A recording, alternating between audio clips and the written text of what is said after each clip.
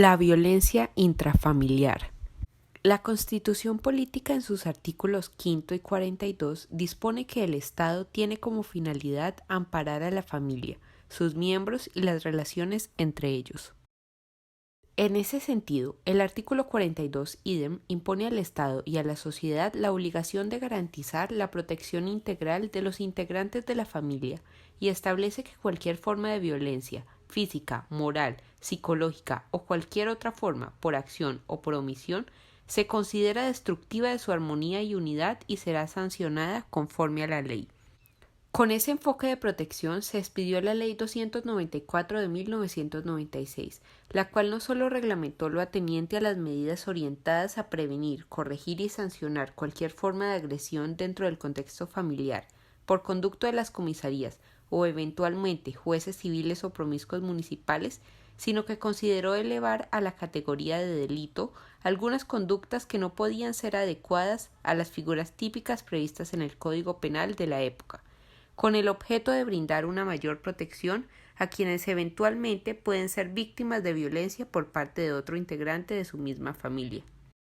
La norma que reguló el delito de violencia intrafamiliar en dicha disposición fue subrogada por el artículo 229 de la Ley 599 de 2000, el cual enfocó su protección al bien jurídico de la familia, concretamente su unidad, armonía, honra y dignidad. De ahí que el ámbito protector, como lo ha indicado la Sala, no es la familia en abstracto como institución básica de la sociedad, sino la coexistencia pacífica de un proyecto colectivo que supone el respeto por la autonomía ética de sus integrantes.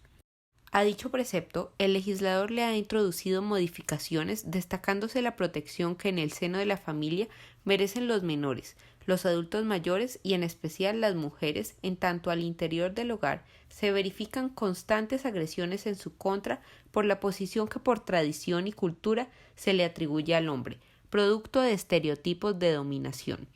sin que ello signifique que el hombre no sea sujeto pasivo del delito de violencia intrafamiliar.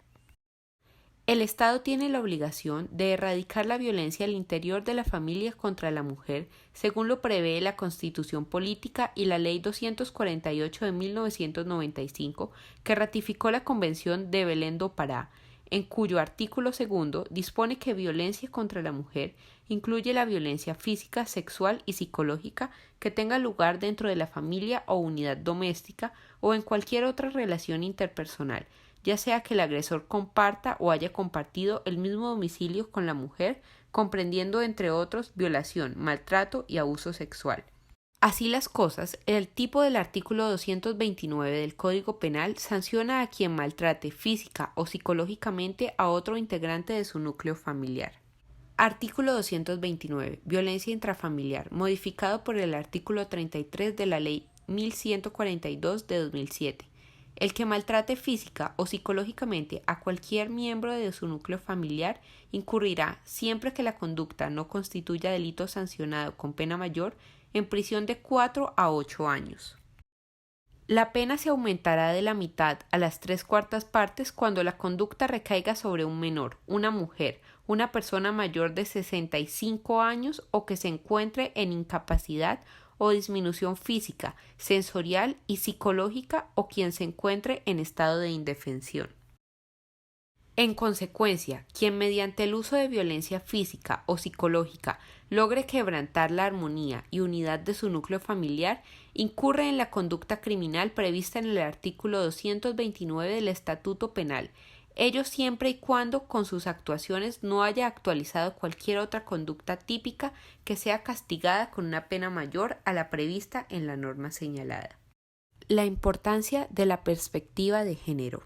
En la inmensa mayoría de los casos tienen su origen en una relación asimétrica de poder caracterizada por prácticas asignadas a través de las estructuras sociales, reforzadas por la dependencia socioeconómica y de esa manera convertidas en prejuicios y estereotipos de género.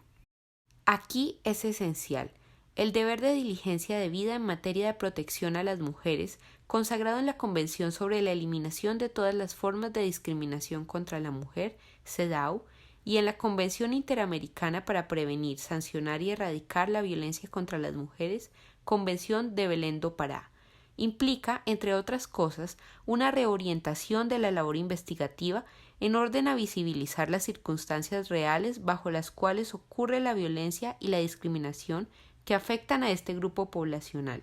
lo cual implica que, frente a la violencia exacerbada y poco visibilizada que históricamente ha agobiado a las mujeres, el acceso de éstas a la administración de justicia supone un cambio estructural del derecho penal que integre una perspectiva de género tanto en los tipos penales que lo componen como en su investigación y sanción. En ese sentido, la Corte ha puntualizado que, en el ámbito penal, el abordaje de los casos con un enfoque de género implica, entre otras cosas, la indagación por el contexto en el que ocurre un episodio de violencia en particular, toda vez que, primero, es posible que la agresión física haya estado precedida de violencia psicológica, económica o de cualquier otra índole que también deba ser incluida en los cargos. Segundo, permite establecer el nivel de afectación física o psicológica de la víctima. Tercero, facilita la determinación de las medidas cautelares que deban tomarse, especialmente las orientadas a la protección de la víctima. Cuarto, brinda mayores elementos de juicio para analizar la credibilidad de las declaraciones y, en general, para valorar las pruebas practicadas durante el proceso. Y quinto, fraccionar la realidad. Puede contribuir al clima de normalización o banalización de la violencia de género, lo que puede dar lugar a la perpetuación de estas prácticas violatorias de los derechos humanos. La obligación que impone el deber de debida diligencia en la investigación de la violencia contra la mujer debe desplegarse durante todo el desarrollo del modelo de enjuiciamiento criminal previsto, en este caso, en la Ley 906 de 2004, por lo que su implementación se debe llevar a cabo desde que la Policía Judicial genera las primeras hipótesis factuales y a partir de las mismas realiza los actos urgentes, así como en el diseño del programa metodológico por parte del fiscal, el oportuno aseguramiento de las evidencias físicas, la utilización de los recursos técnicos científicos orientados a establecer sus aspectos más relevantes y la adopción de las medidas procesales necesarias para que en el juicio oral las evidencias físicas puedan ser presentadas y debidamente autenticadas.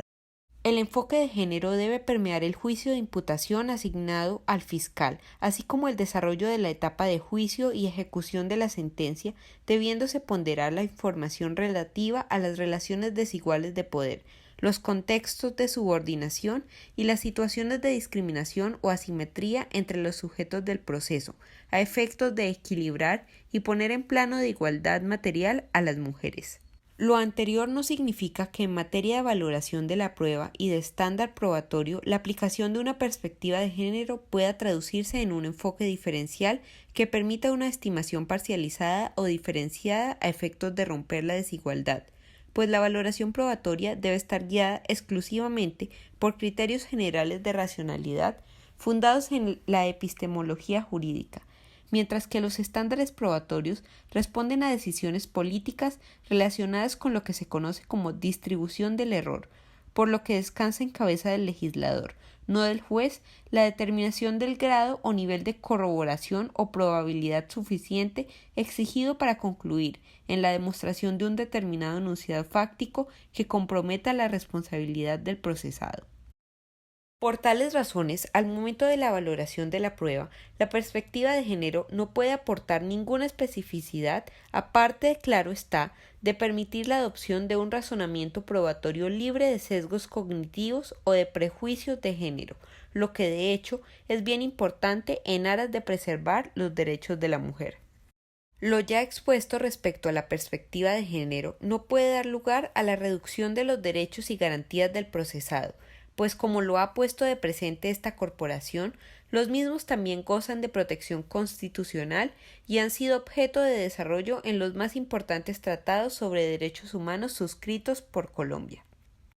En ese sentido, el enfoque de género como herramienta de protección de los derechos de la mujer en la investigación y sanción de los delitos cometidos en su contra no se puede contraponer a postulados democráticos como la presunción de inocencia del procesado y la consecuente carga probatoria en cabeza del Estado, así como al sentido de protección de los bienes jurídicos como única función asignada al derecho penal. Realizada la anterior y necesaria precisión en lo de trato, téngase en cuenta que, de acuerdo con la categoría dogmática de la antijuridicidad, la conducta no sólo debe contrariar el ordenamiento jurídico considerado en su integridad, antijuridicidad formal, sino que además debe lesionar o poner efectivamente en peligro, sin justa causa, el bien jurídico protegido por la ley, antijuridicidad material. En esos términos lo establece el artículo 11 del Código Penal como requisito para imputar la conducta punible. Artículo 9 ibidem. No todo daño o peligro comporta un delito, pero sí todo delito supone necesariamente como condición insustituible la presencia de un daño real, o por lo menos de un peligro efectivo para el interés objeto de protección jurídica, ya sea que se trate de delitos de lesión o de peligro respectivamente. Y el punible de violencia intrafamiliar no está exento de una valoración en tal sentido, pues no cualquier acto violento entre miembros de una familia configura la conducta punible de violencia intrafamiliar, solo aquel que ostente la trascendencia suficiente para menoscabar el bien objeto de tutela. Conforme a la definición típica del delito de violencia intrafamiliar, no se precisa de un comportamiento reiterado y prolongado en el tiempo del agresor sobre su víctima, pues bien puede ocurrir que se trate de un suceso único siempre que tenga suficiente trascendencia como para lesionar de manera cierta el bien jurídico de la unidad y armonía familiar, circunstancia que debe ser ponderada en cada asunto. Finalmente, por ahora, puesto que posteriormente se han de abordar otros tópicos sobre la materia, recordamos que, primero, el bien jurídico protegido es la unidad familiar. Segundo, los sujetos activo y pasivo son calificados en cuanto uno y otro deben ser miembros de un mismo núcleo familiar, concepto amplio que incluye como sujeto activo a quien, sin tener ese carácter, esté encargado del cuidado de uno o varios miembros de la familia en su domicilio o residencia. Tercero, el verbo rector es maltratar física o psicológicamente, que comprende agresiones verbales, actos de intimidación o degradación y todo trato que menoscabe la dignidad humana. Cuarto, no es querellable, por ende no es conciliable. Y, quinto, es subsidiario, en cuanto solo es dable reprimir esta conducta siempre que no constituya delito sancionado con pena mayor.